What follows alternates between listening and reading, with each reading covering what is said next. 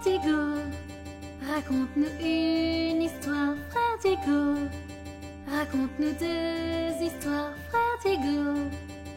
Frère Diego, mets tes lunettes et lis-nous tout.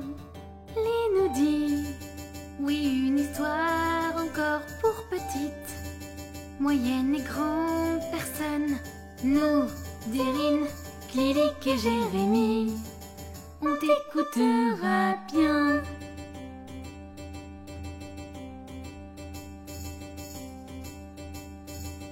Que sont devenus les races elfiques? Peut-on avoir un dragon chez soi? Quand reviendra l'assassine charismatique, l'érudit et la prêtresse?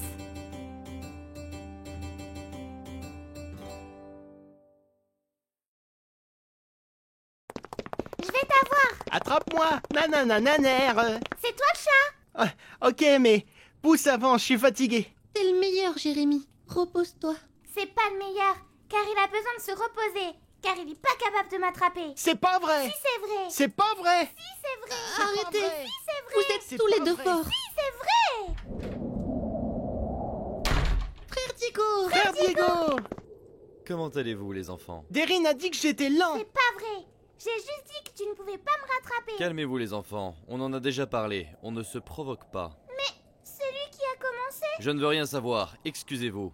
Pardon de t'avoir dit que t'étais lent. Merci pour tes excuses. Jérémie. Pardon de t'avoir dit nanananer.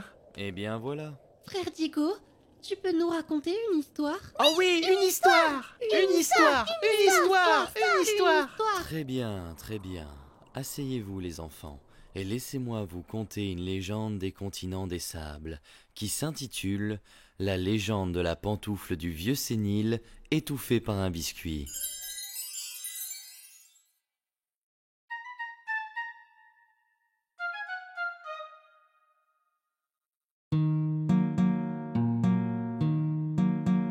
En 514, un homme vit le jour.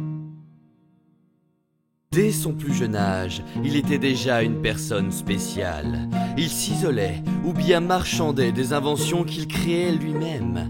Bien que ses parents lui interdirent de fabriquer des outils et d'autres inventions, il continua ses affaires et s'améliora de jour en jour. Un jour, en ayant assez des reproches incessantes de ses parents et des inventions qu'il jugeait trop simples à créer, il décida de partir de sa ville natale en pleine nuit. Sur la route, il rencontra plusieurs dizaines de monstres des sables. Ayant seulement 15 ans, il réussit à s'échapper, toujours de justesse, et en tuant tous les monstres. Il vit cette nouvelle vie comme une chance de voir d'autres horizons et fut le premier à être en contact avec les draconiques. Ayant pris peur en premier lieu, il sema des centaines de pièges et étudia de loin cette race inconnue. Ce qu'il ne savait pas, c'est qu'un jeune draconique était bien au courant qu'il était en train d'observer son peuple, et ayant pris son courage à 2 mains, décida de voler vers lui. Lorsque ces 2 personnes se rencontrèrent, ils étaient tous 2 terrifiés. Au bout de 5 minutes de silence, ils firent connaissance, et au fur et à mesure du temps, ces 2 personnes devinrent des amis, puis inséparables. Au bout de 40 jours, ayant compris toutes les technologies draconiques et les ayant améliorées grâce à ses nouvelles connaissances, il partit de la ville avec son meilleur ami draconique, le 13 Bellegarde, en volant sur son dos. Ils firent plusieurs découvertes en allant explorer le monde et furent surpris de l'existence de la magie. 5 années plus tard, le jeune homme, grâce à toutes ses combines et toutes ses connaissances, décida de créer un outil qui lui permettrait de voler, suivre son meilleur ami beaucoup plus vite et sans qu'il ne fasse le moindre effort. Lors de leurs expéditions à Blège, le jeune homme découvrit une fleur dorée, ayant une bonne et forte odeur. Il remarqua que cette fleur, en plus d'avoir bonne odeur, était composée de magie pure. Cependant, cette magie ne pouvait tenir qu'une petite heure. N'ayant sur lui que des pantoufles, il décida d'utiliser cette fleur pour rendre ses pantoufles magiques, et il créa les pantoufles volantes. Ayant connu des centaines de péripéties avec son meilleur ami, il influa indirectement plusieurs races grâce à ses actions d'aventurier et de débrouillard et créa une maison sur une petite île de son continent natal.